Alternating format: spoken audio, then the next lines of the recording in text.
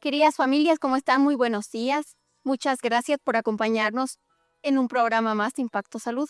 Como siempre, nosotros trayendo profesionales y hablando de temas desde la prevención. Y como siempre, me encuentro muy bien acompañada. Querido Marce, ¿cómo estás? Buenos días. ¿Qué tal, querida Bolivia?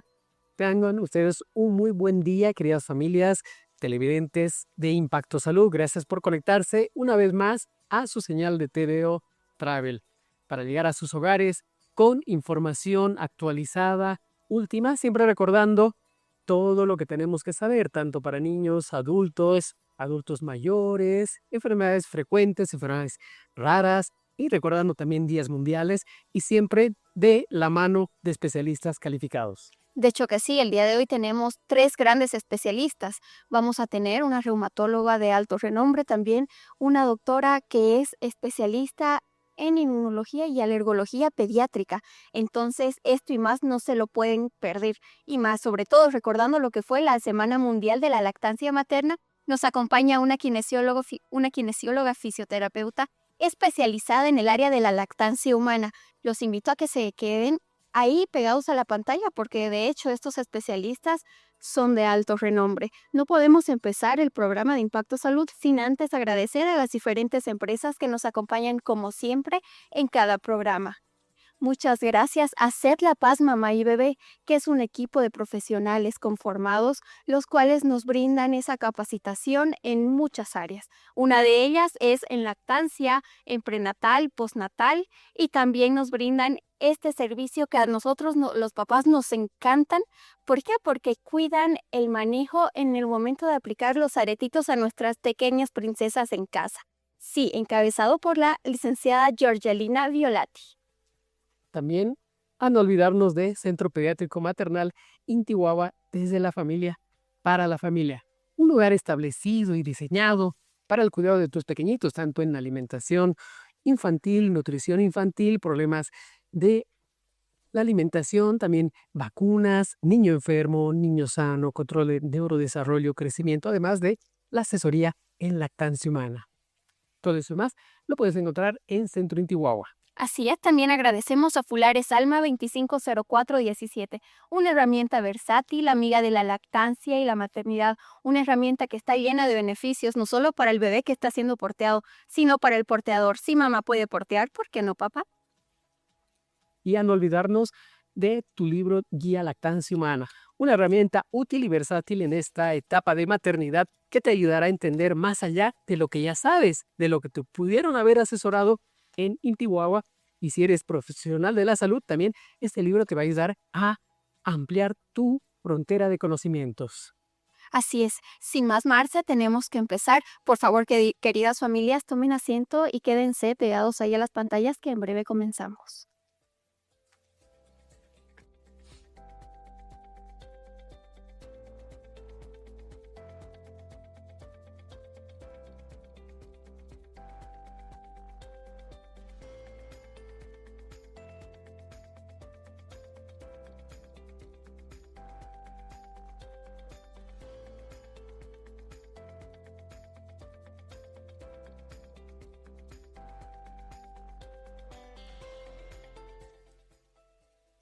Nos acompaña en este momento para iniciar la entrevista la doctora Gabriela Redondo.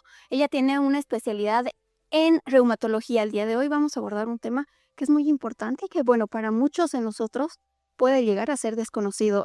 Es el síndrome de Sjögren. Querida doctora, muchas gracias por acompañarnos en Impacto Salud. Es un placer tenerla acá. Un gusto estar nuevamente con ustedes. Y sí, estoy aquí dispuesta a informar a la población acerca de esta enfermedad que se llama el síndrome de Sjögren. Esta es una enfermedad autoinmune sistémica. ¿Qué quiere decir eso? Que es una enfermedad que hace que el cuerpo se ataque a sí mismo. Tiene como su lugar preferido de ataque las glándulas exócrinas. Estas son todas aquellas que producen algún tipo de líquido, como por ejemplo las parótidas que producen saliva o las lágrimas, pero también en la parte genital, en la parte del intestino y en los pulmones. No solamente va a afectar estos lugares, sino que es una enfermedad sistémica. Esta va a afectar también pulmones, riñones, hígado, y por eso es importante que sea una enfermedad seguida por un especialista en reumatología. Así es. Claro que sí, querida doctora. ¿Cuántas personas hoy en día vivirán con ojos, boca seca, pensando que es algo normal y que ya se han acostumbrado. Bueno, inicialmente tenemos un diagnóstico de síndrome Zika, que es justo lo que acabas de mencionar, ¿no? Que es esta boca seca, los ojos secos, que esto sobre todo si es que, que permanecen más de 3 meses deben ser evaluadas por un especialista. No necesariamente el hecho de tener una boca seca u ojos secos significa sí o sí tener un síndrome de Sjögren. Pueden haber otras causas que también pueden generar sequedad y eso es lo que tenemos que evaluar. Querida doctora, ¿este síndrome a quiénes afecta con mayor frecuencia? Las mujeres son afectadas con mayor frecuencia, pero puede afectar a cualquier persona. Y esto sobre todo se va a producir en mujeres entre 40 y 60 años, pero no es excluyente. Puede presentarse en personas más jóvenes y también en varones. Claro que sí. Y puede presentarse de manera independiente o conjunta con otras enfermedades autoinmunes, artritis reumatoidea o algún otro. Así es, puede manifestarse sola, y esto estamos hablando de un síndrome de Sjögren primario que no tiene ninguna asociación con ninguna otra enfermedad, o también puede acompañar a otras enfermedades, sobre todo la artritis reumatoidea y el lupus, pero sin excluir también que puede acompañar otro tipo de enfermedades autoinmunes. Claro que sí, querida doctora. ¿Cuáles son las consecuencias que puede provocar la falta de saliva, el momento de hablar de dientes, encías, en el habla? Aquí lo que nosotros más tenemos que cuidar como especialistas en reumatología es que no se vaya perdiendo la función de estas glándulas, porque la saliva nos ayuda en varias cosas. Nos ayuda a limpiar la boca, por lo tanto hace que no nos salgan tantas caries, nos ayuda a humectar, entonces tenemos que las encías se van retrayendo si es que estas no están siendo bien humectadas, hay mayor sensibilidad dental, al frío, al ácido, e inclusive puede generar hasta ardor y dolor en la boca. Guau. Claro que sí. Y puede haber afección, bueno, como nos mencionaba, de algunos otros órganos. ¿Y qué síntomas pueden alertar cuando hay afección pulmonar, neurológica, renal o incluso vascular? Generalmente, cuando la persona comienza con este tipo de enfermedad, no inicia usualmente con este tipo de síntomas sistémicos. Estas son personas que ya tienen un diagnóstico usualmente. Cuando tenemos un compromiso pulmonar, generalmente se manifiesta con una tos seca que está todo el día, que genera falta de aire, que nuestro paciente no está resfriado, no está enfermo, pero está tosiendo todo el día, tiene esa molestia. Si tenemos un compromiso renal, puede estar manifestado por orina muy espumoso, cambio de color en la orina. Entonces, todos estos son datos que debemos evaluar.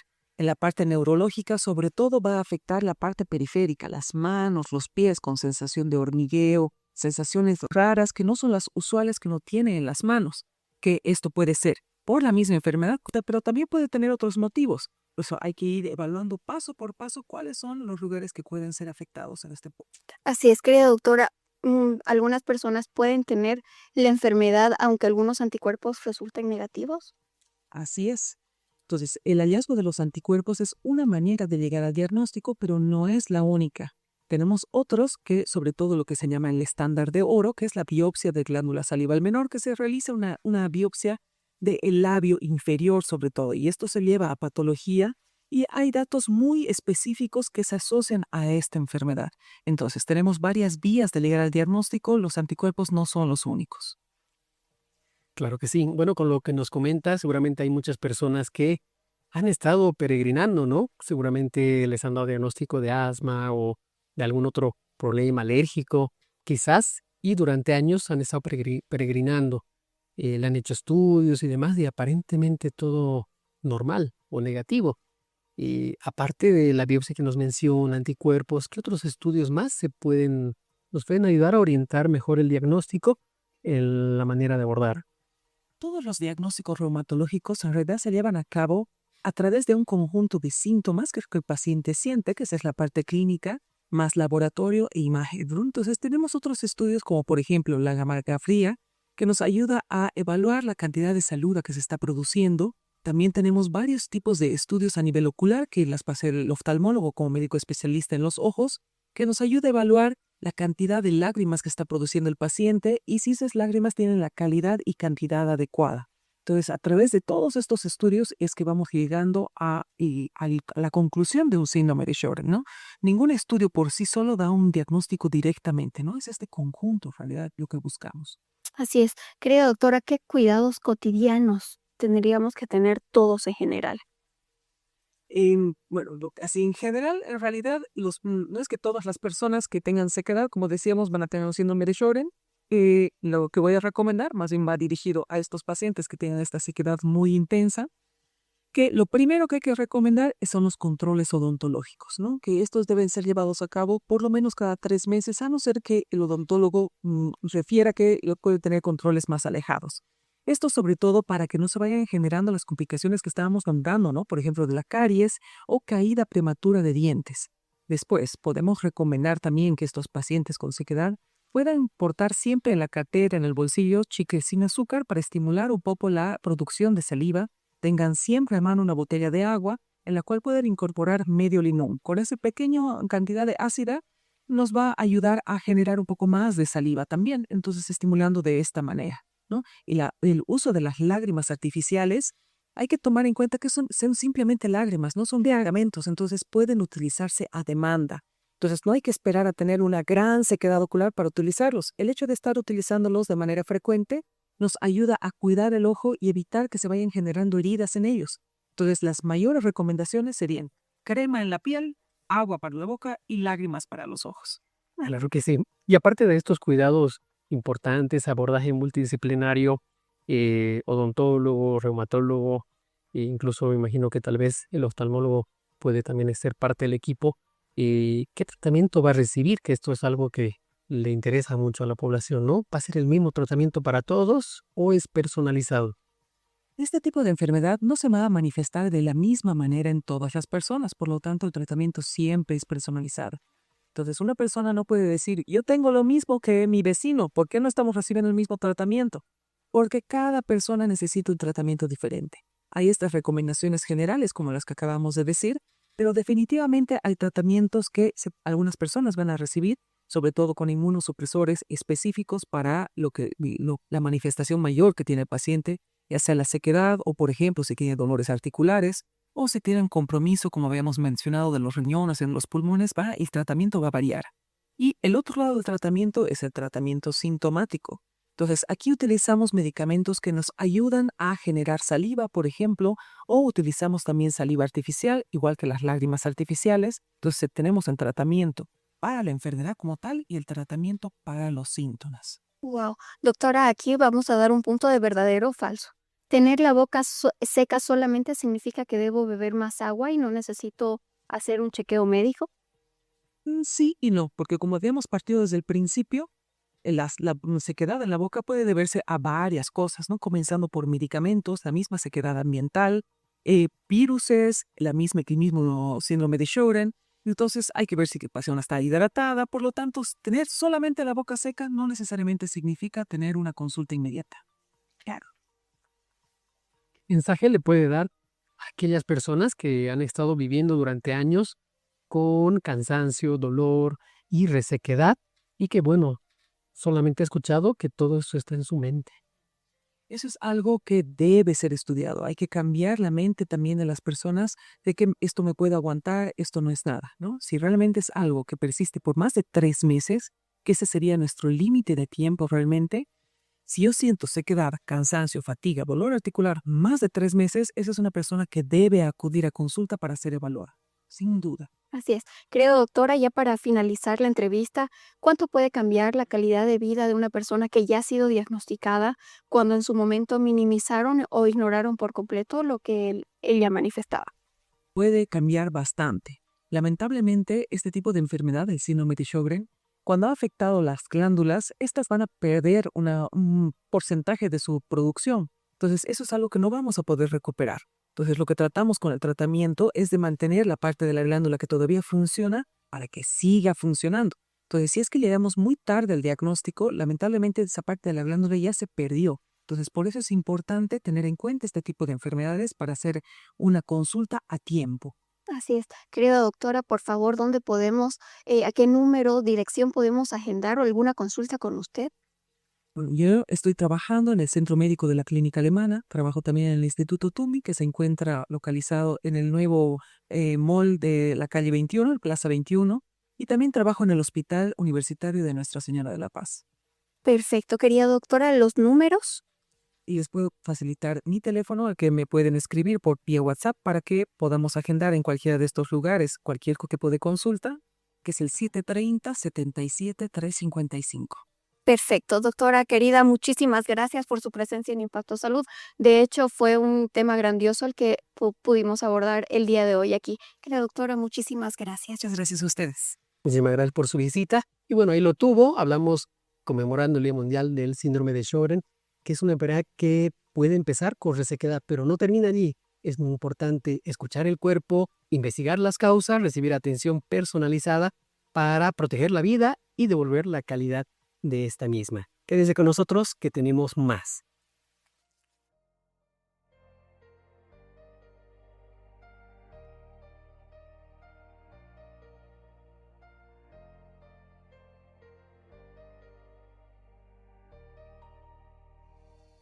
Intihuahua es un centro pediátrico maternal donde se brinda un tipo de atención integral más innovador y referente en inclusión a nivel nacional, donde la salud, el desarrollo y el bienestar de todos los niños es el núcleo de nuestra labor. En Intihuahua aspiramos a establecer un modelo de atención pediátrica inclusiva, brindando apoyo a cada uno de los niños. Brindando apoyo a cada niño y su familia para que pueda crecer con salud, empoderamiento y futuro lleno de oportunidades.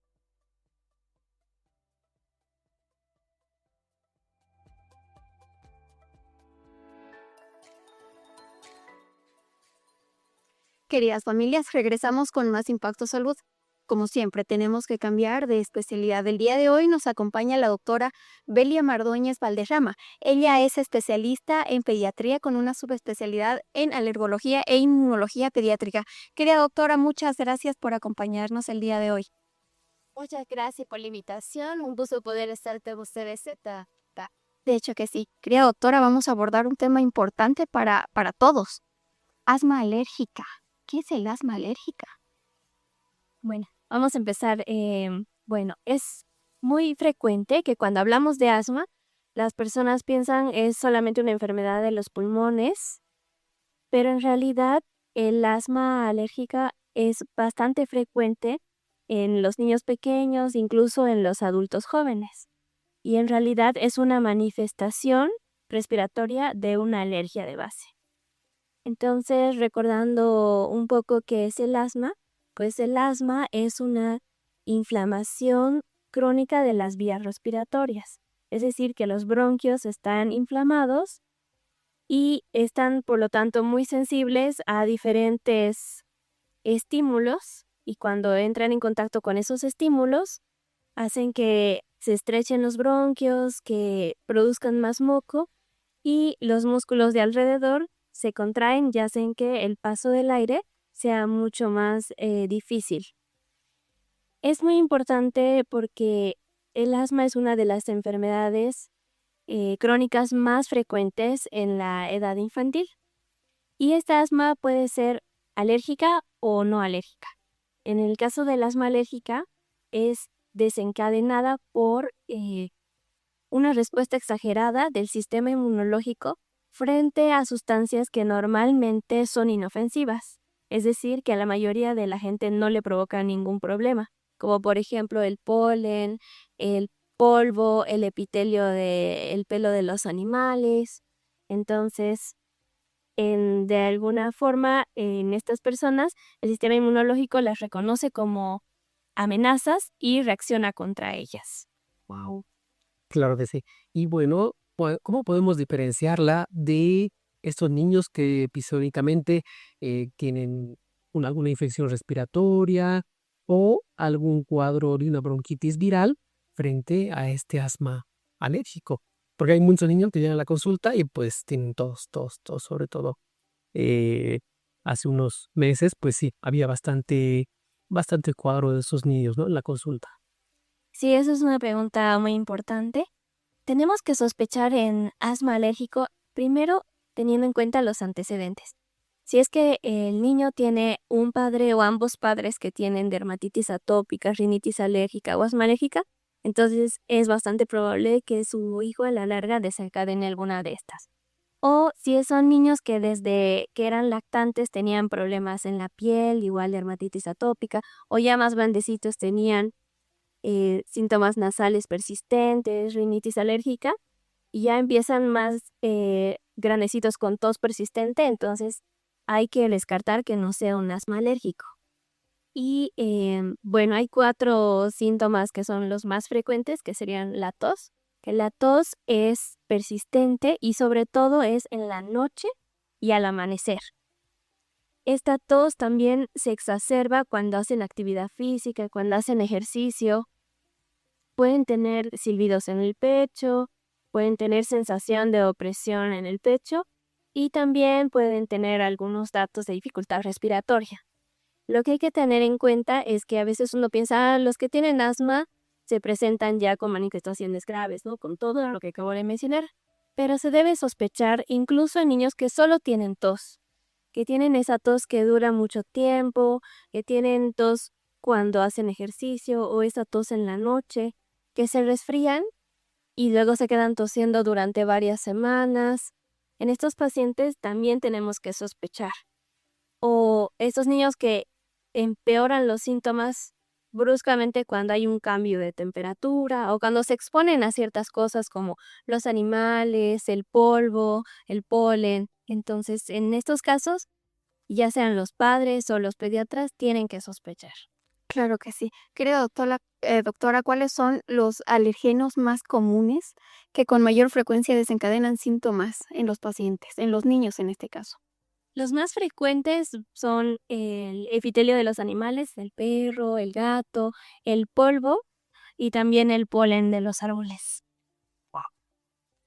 Claro, que eso es bien importante, pues está en nuestro diario vivir cotidiano, aquí en la altura, en La Paz, hay diferentes especies a las que hay en Cochabamba, en Santa Cruz, ¿no? Por ejemplo, en la consulta esta semana tuvimos la nota de visita de un paciente que, bueno, pues tuvo hiperactividad bronquial, ¿no? Desde temprana edad, ha usado aerocámara, ¿no? Eso, rescates con salbutamol, y a lo que nos dijo la mamá, pues hace un año, o bueno, sobre todo este año, ya no ha tenido tos, ya tiene 5 o 6 añitos. Sí, lo que ha notado es que, bueno, viajaron a Santa Cruz y se llenó de lore de granitos, no rojos, sino que, ¿no? Como que la piel un poquito más áspera en la cara, uno pensando que en Santa Cruz hay mejor humedad, iba a estar, bueno, sí dice que no ha estado tanto con la moquera, ¿no? Porque también tenía rinitis, ¿no? Volvieron a La Paz y pues empezó con sangrado, sangrado, sangrado. Esto igual nos puede hablar de ese componente alérgico que tuvo, no tuvo, o también se le apaga conforme pasa el tiempo o cumple ciertos hábitos de higiene en la casa. Sí, influyen varios factores, como por ejemplo donde uno vive, ¿no? Hay lugares donde, como por ejemplo Santa Cruz o el trópico, en lugares donde hay mucha humedad, hay otros alérgenos, ¿no? Claro, los hongos o las cucarachas, entonces eso va a variar según el lugar donde uno vive. Por otro lado, los síntomas también pueden ser, a veces empiezan con síntomas en la piel, luego con síntomas nasales y luego con síntomas respiratorios. Pero todos estos son partes de una misma enfermedad, todos son una manifestación diferente de un problema alérgico. En algunos casos, a veces a medida que van creciendo, como que después de los 5 años, pueden disminuir estos síntomas y luego pueden volver a aparecer como que en la adolescencia o en la edad adulta. De hecho que sí. Doctora, una consulta. Bueno, pasa que en algún momento en el consultorio que se fue hace poco, llega una mamá porque, bueno, su pequeño nieto se internó, pero el papá tenía, cuando era niño, tenía mucha presencia de asma. Entonces ella menciona que lo hizo vacunar 3 veces, 4 veces o 5 veces, pero al final se curó. Entonces la pregunta es, ¿el asma alérgica o el asma se cura o se controla? Bueno, eso igual es bastante importante porque a veces cuando pensamos en el tratamiento del asma, pensamos que es solamente inhaladores, ya sea corticoide inhalado o broncodilatadores, o en algunos casos incluso corticoides sistémicos como la prednisona. Pero esto lo único que hacen es disminuir los síntomas ya. No van a tratar la enfermedad, no van a atacar la causa, ¿no?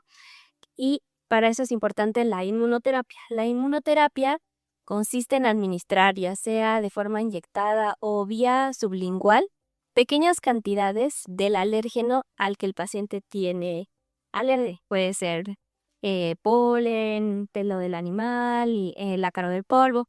Se le administra en pequeñas cantidades de forma periódica al paciente, haciendo que su sistema inmunológico logre tolerar esas sustancias y deje de reaccionar. Es decir, como entrenar al sistema inmunológico a que deje de reaccionar contra esas sustancias que normalmente son inofensivas. El tratamiento es más o menos, como vimos, 3 años. Y luego de eso, incluso a los 6 meses de haber empezado el tratamiento, el objetivo es que el paciente empieza a tener muchos menos síntomas, menos exacerbaciones. En algunos casos que empiezan con rinitis alérgica podemos evitar que lleguen a tener asma. Y en caso del asma se puede ir disminuyendo tanto los síntomas que se logra retirar los inhaladores. Entonces lo que hace la inmunoterapia es evitar que la enfermedad siga progresando. Claro. Es atacar la causa.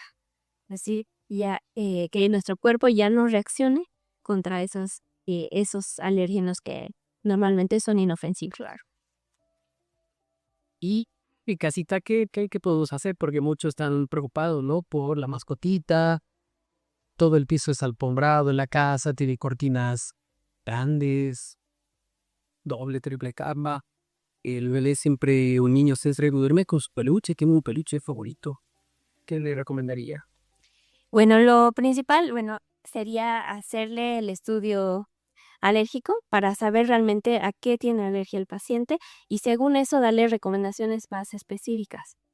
Entonces lo ideal es cuando uno sospecha, ya sea el padre o el pediatra, que el niño tiene rinitis o tiene asma alérgico, enviarlo al alergólogo pediatra para hacerle pruebas cutáneas o hacerle exámenes en sangre que nos permitan identificar a qué el niño es alérgico, darle un tratamiento específico, que en este caso sería la inmunoterapia, y en los 6 meses en lo que tarda en hacer efecto o notarse más los efectos del tratamiento, se pueden recomendar medidas ambientales, como por ejemplo en el caso de las alergias al epitelio de los animales, pues se recomienda evitar el contacto con estos o mantenerlos bastante limpios y peinados para que no estén dejando el pelo en las superficies, ¿no?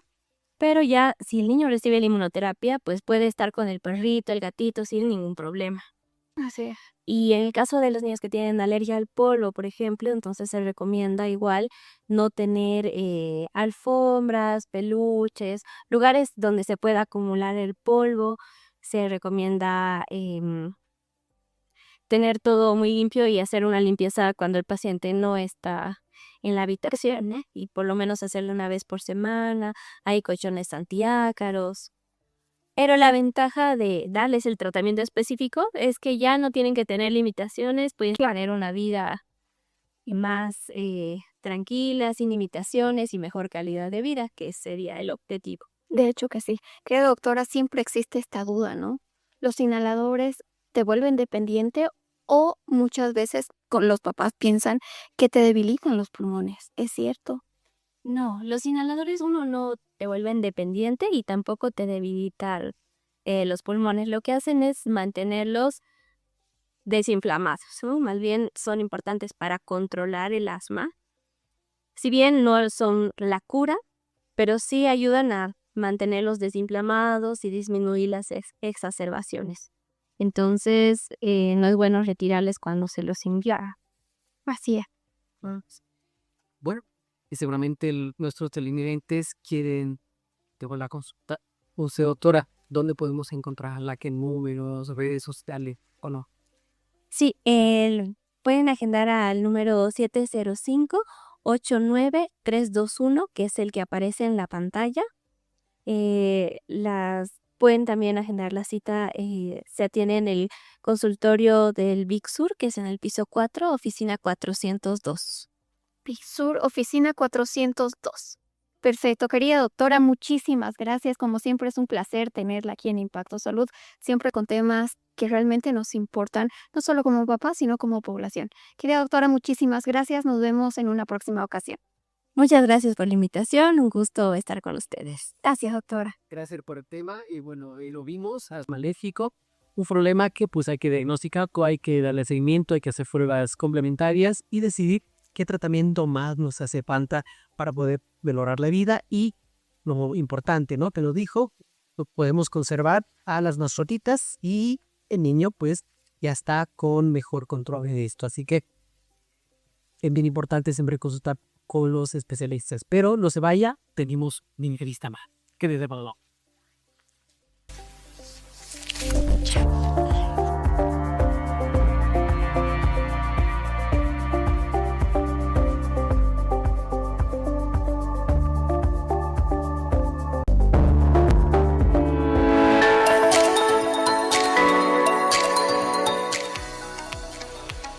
Sed La Paz Mamá y Bebé se caracteriza por la colocación de aretes humanizado. Cuida con amor de tu salud y la de tu bebé.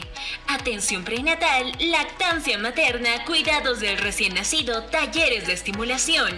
Encuéntranos en la avenida Hernando Siles, esquina calle 10 de Obrajes, edificio Tunupa, oficina 302.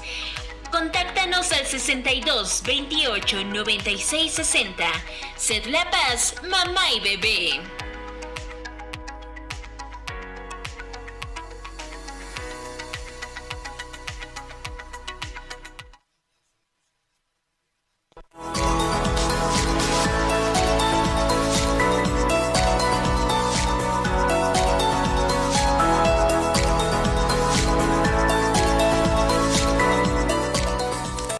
Queridas familias, retornamos con más Impacto Salud. Nuevamente tenemos que cambiar de especialidad. Nos acompaña en este momento la licenciada Lucero Rey Arteaga, fisioterapeuta kinesióloga con una especialidad en lactancia humana. Querida licenciada, ¿cómo está? Muchas gracias por acompañarnos en Impacto Salud.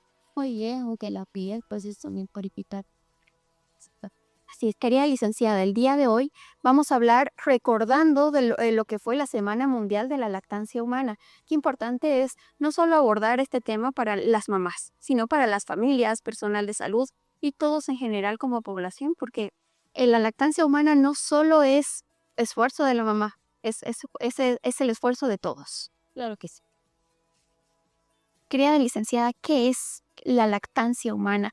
¿Por qué muchas personas piensan que la lactancia humana es algo gratuito? Sí, porque es biológico, pero para una mamá le cobra muchas cosas. Bueno, la lactancia materna es un proceso fisiológico que va a ser donde la mamá va a lactar al bebé mediante la leche que se va a llevar que se va a producir por las glándulas mamarias. Y según la OMS es recomendable dar de lactar hasta los 6 meses exclusivamente. Después viene la lactancia prolongada, que es ya viene acompañado de la alimentación complementaria. De hecho que sí.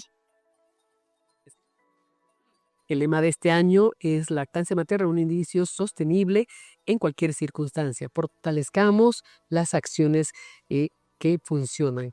¿Qué acciones en su experiencia ha podido ver que realmente ayudan a mantener y sostener la lactancia materna en una mamá con su binomio, que es el bebé que está recibiendo este alimento natural? Claro, va a depender mucho. Lo que yo siempre aconsejo es que tengan una red de apoyo. Una red de apoyo o una comunidad donde puedan informarse y puedan llevar la lactancia exitosamente. De hecho que sí. Querida licenciada, ¿las madres deberían prepararse para la lactancia antes del nacimiento?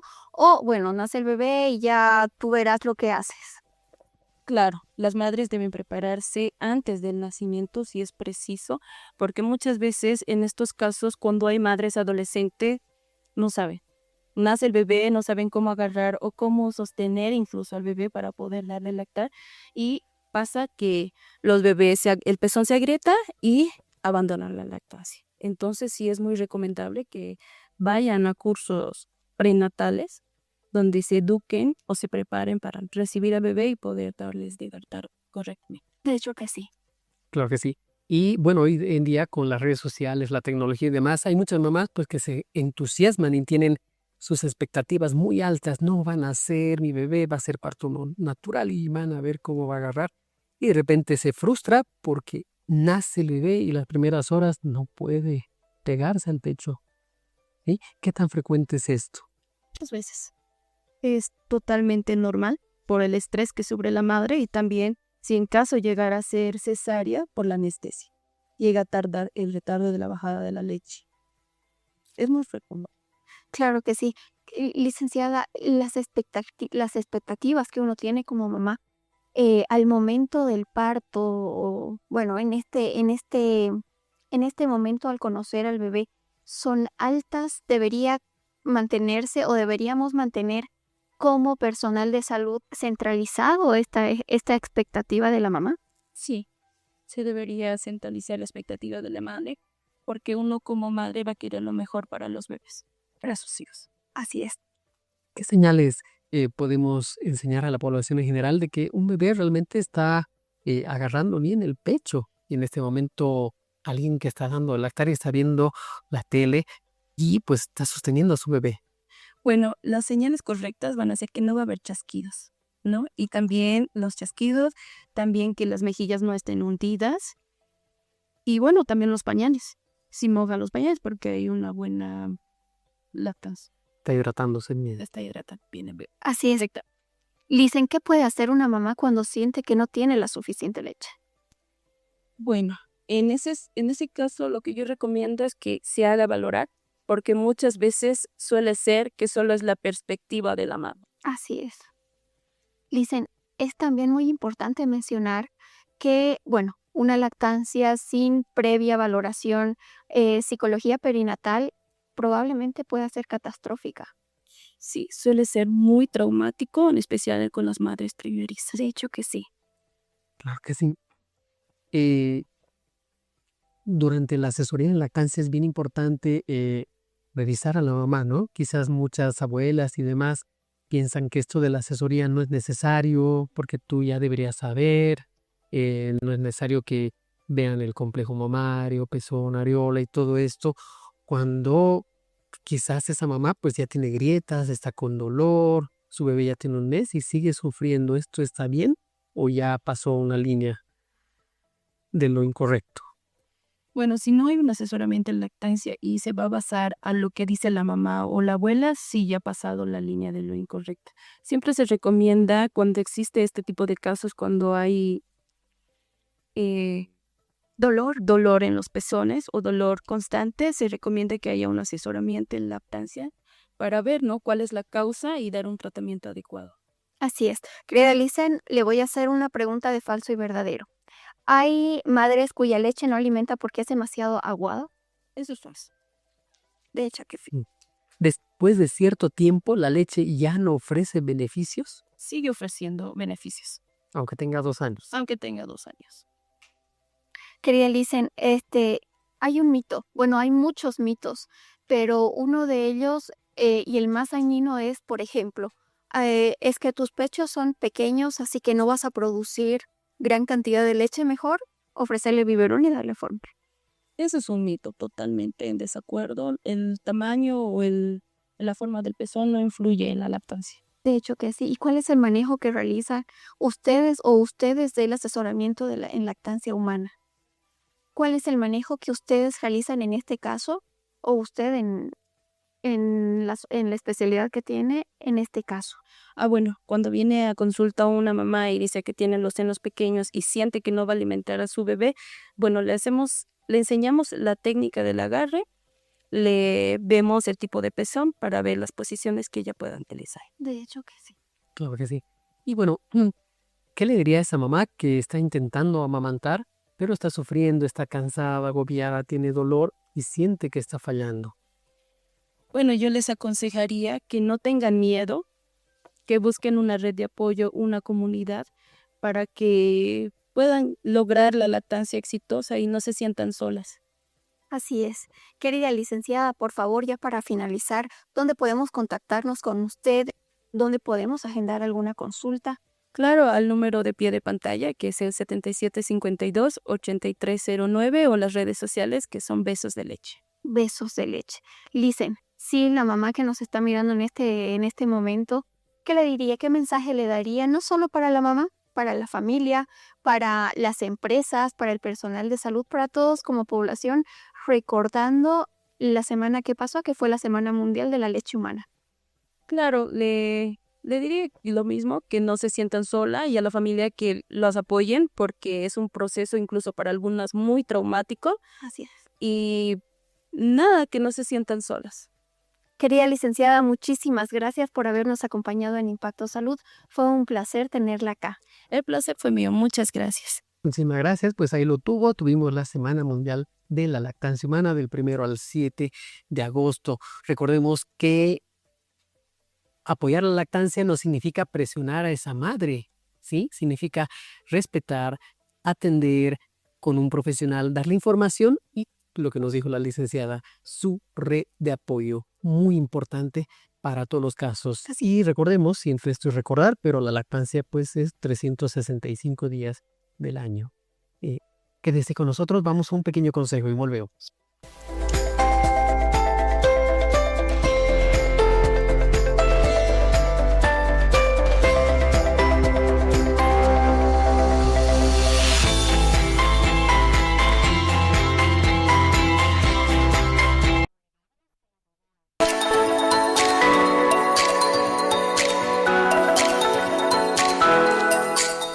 Queridas familias, llegamos al final de Impacto Salud. Como siempre, fue un honor, un placer llegar a ustedes a través de la señal de TV of Travel con Impacto Salud.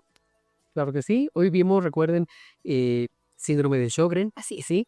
Que empieza con sequedad en los ojos, boca, pero puede afectar otros órganos. Entonces siempre es bien importante escuchar a tu cuerpo. También estuvimos con la doctora Belia Mardoñez hablando sobre el asma alérgica. ¿Cuántos de nosotros o cuántos de nuestros niños atraviesan por todo esto y probablemente nosotros no nos demos cuenta? Ustedes ya saben, recuerden, los broncodilatadores, los inhaladores no generan dependencia y tampoco hacen que los pulmones se vuelvan más débiles. Es totalmente falso.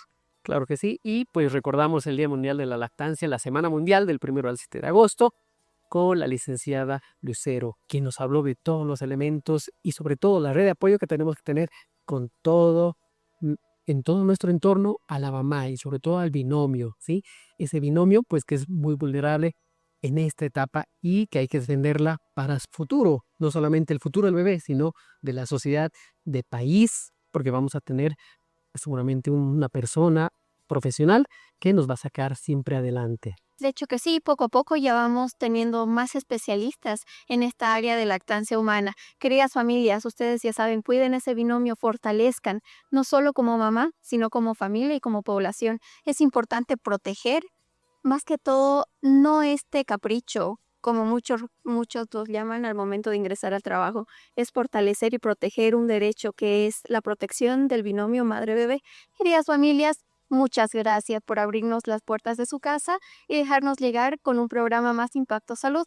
Como siempre, fue un tremendo placer. Nos vemos la próxima. Chao, Marce. Claro que sí. Y también no olvidemos agradecer a quienes forman también parte de Impacto Salud, ¿sí? El doctor José Torres, que es cirujano general, quien forma parte de Impacto Salud, y también al doctor Marcelo Guzmán, quien es odontólogo especialista en esta sonrisa, en Unimed, trabaja en Unimed, y que pues son parte de nosotros. Muchísimas gracias siempre por su apoyo y por aportar al programa para que sigamos llegando a más personas, eduquemos y prevengamos siempre enfermedades, porque prevenir es mejor que curar.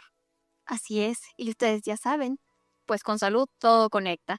Nos vemos, Marce. Chau, chau, queridas familias. Nos vemos. Hasta la próxima.